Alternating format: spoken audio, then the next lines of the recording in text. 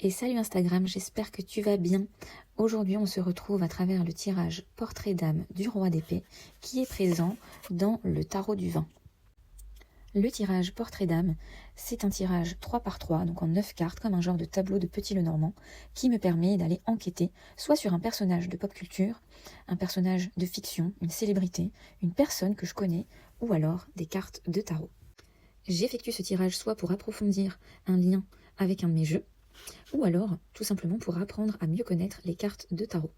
Je dirais que la carte la plus importante du tirage, c'est peut-être la centrale, parce qu'elle va nous renseigner sur les désirs secrets du personnage que l'on étudie.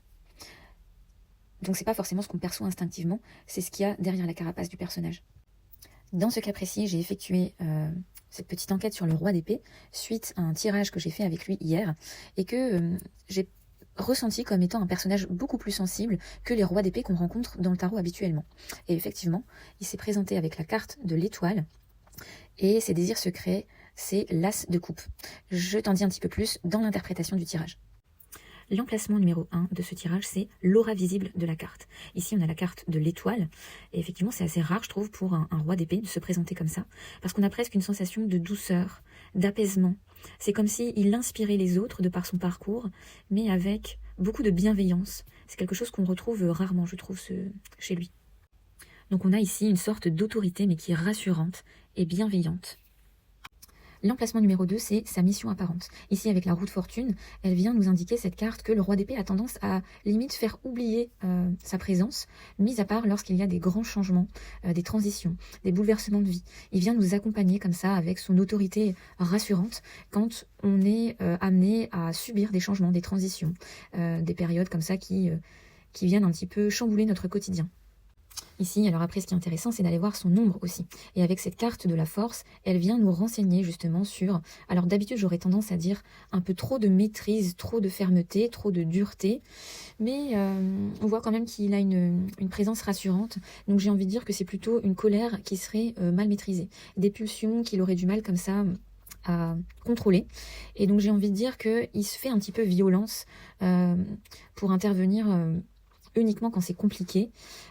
Il prend beaucoup sur lui justement pour pas être dans trop de rigidité, trop de maîtrise, parce que cet arcane de la force vient quand même représenter une grande maîtrise de soi, mais lorsqu'elle est mal aspectée, elle vient nous indiquer généralement que les pulsions à un moment donné vont prendre le dessus sur le contrôle, et qu'il y aura comme ça une surprotection à un moment donné, ou alors une difficulté à faire valoir son autorité sans prendre en compte les émotions des autres. Parce que lui, il arrive à oublier ses émotions, donc il exige la même chose des autres. Et voilà aussi ce qui fait sa grande vulnérabilité aussi, que je ressens dans ce jeu-là, puisque l'entité qui l'habite, c'est le 9 d'épée. Donc lui, il pense beaucoup trop. Il est sans cesse angoissé par des pensées un peu parasites. Dans le tarot, c'est un peu l'insomniaque, bon, surtout dans le Rider-Waite-Smith, mais il est alimenté constamment par des pensées polluantes qui lui font redouter des erreurs, qui lui donnent du fil à retordre pour profiter de la vie, parce qu'il ressasse tout, pour éviter de se tromper, pour éviter d'oublier, pour éviter d'induire les autres en erreur avec ce 9 d'épée. Il aura tendance à émettre des projections, à imaginer tous les scénarios possibles et imaginables. Il est dans l'anticipation de chaque action, de chaque situation. Il s'arrête jamais de penser, et du coup ça crée comme ça des formes d'angoisse. Ce qui fait, je pense que je le sentais très vulnérable. De toute manière, la première colonne ici, ça représente la carte, l'identité de la carte, avec ce qui est visible.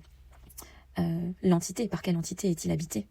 Et ici, après, on ira voir la carte d'en dessous. Et alors ça, je pense que c'est la carte qui m'a le plus touchée, puisque c'est ses désirs secrets. Et donc avec l'as de coupe, ce qui m'est tout de suite venu, c'est tomber amoureux. Parce que je pense qu'il a tellement peur, il est tellement dans le mental, qu'il a du mal à ouvrir son cœur à une autre personne. Et ici, j'y vois vraiment le fait de tomber amoureux, d'aimer, de créer son foyer. Et j'avoue que ça m'a mis un petit coup, une petite pointe au cœur comme ça quand j'ai vu cette carte pour lui, qu'on imagine toujours très très froid en fait, hein, le roi d'épée. Je l'ai toujours perçu comme très intelligent, mais froid dans le sens où il ne laisse rien paraître. Et ici, du coup, ça m'a vraiment touchée d'avoir cet as de coupe. Ensuite, avec l'emplacement numéro 6, il va représenter les blessures récurrentes. Et ici, en fait, ce qui m'est venu, c'est, alors soit dans une vie passée, ou alors il y a quelques années, hein, je pense qu'il a été jugé à tort. C'est pour moi, avec la carte de la justice comme ça, j'y vois vraiment la justice qui le poursuit pour soit un acte qu'il n'a pas commis, soit une justice qui a été impitoyable sur un fait qui n'était pas si reprochable que ça. Et donc du coup, c'est peut-être pour ça qu'il vit dans la peur, qu'il n'ose pas s'attacher à quelqu'un. Il y a une sorte comme ça de... La justice le poursuit, la justice l'a rattrapé, et a émis une sorte de punition assez sévère. Ensuite, avec le 7 de denier ici, c'est son essence. Qu'est-ce qui survit à l'ego et aux rôles sociaux. Et on voit qu'il est dans la structuration de ses idées. Rien n'est laissé au hasard. Il n'y a pas réellement de spontanéité ici, avec ce 7 de denier. Il a beaucoup de vécu, hein, le 7 de denier, il y a ça aussi. Il a une vie riche et tellement à nous apprendre. Il est prêt aujourd'hui à cultiver toutes ces idées-là qu'il a en lui. Il est prêt à nous inculquer tout son savoir. La 8e carte ici, c'est sa résonance sur les autres. Qu'est-ce qui l'inspire, attire ou repousse chez nous quand on le voit. Le 3 de denier, il nous inspire en fait à la compétence collective. On se sent structuré quand on est au contact de ce roi d'épée. On se sent accompagné. On sent qu'il y a de l'entraide, une volonté de réussir grâce à l'acquisition de compétences. C'est très concret, hein. Donc lui, tu vois, il est prêt à nous accompagner sur la durée. Et ensemble, on peut faire des miracles. Il invite à faire appel à lui quand on crée quelque chose d'assez factuel. On n'est pas dans la créativité de reine de bâton. On est dans les choses concrètes, dans l'acquisition des compétences, dans le travail avec les autres, dans l'artisanat aussi. Il est très fort en fait pour nous donner de l'inspiration dans les projets comme ça qui sont assez structurés et quand nos idées sont prêtes à se concrétiser dans la matière. Et enfin, cette dernière carte avec le mat, c'est comment peut-il harmoniser ces 3 premières cartes pour être encore mieux que ce qu'il est. C'est en fait la clé d'harmonisation. Et ici, le mat, bien évidemment, il vient nous parler de lâcher prise. Il vient nous dire de lâcher un petit peu de contrôle, de s'autoriser à baisser les armes de ce 9 d'épée. Ça, on ne l'oublie pas, hein. On l'avait en obstacle, en ombre. Et s'il y a bien une carte qui parle de contrôle dans les arcanes majeures, ça serait celle de la force.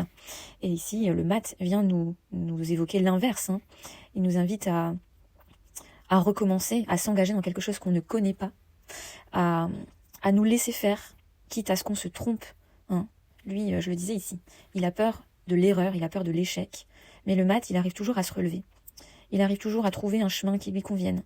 Et donc, c'est en ce sens-là qu'il gagnerait à nous faire confiance, à nous tromper, même quand on est dans des chemins qu'on ne connaît pas, qu'on ignore. Il faut se laisser le droit à l'erreur, le droit à l'échec. Et regarde un petit peu comme il envie ce valet d'épée, qui est en train d'apprendre. Ouais, je pense qu'il y a de l'envie de retourner à cet état, peut-être d'un peu plus d'insouciance et de confiance. Voilà, c'était le roi d'épée du tarot du vin. N'est-il pas touchant ?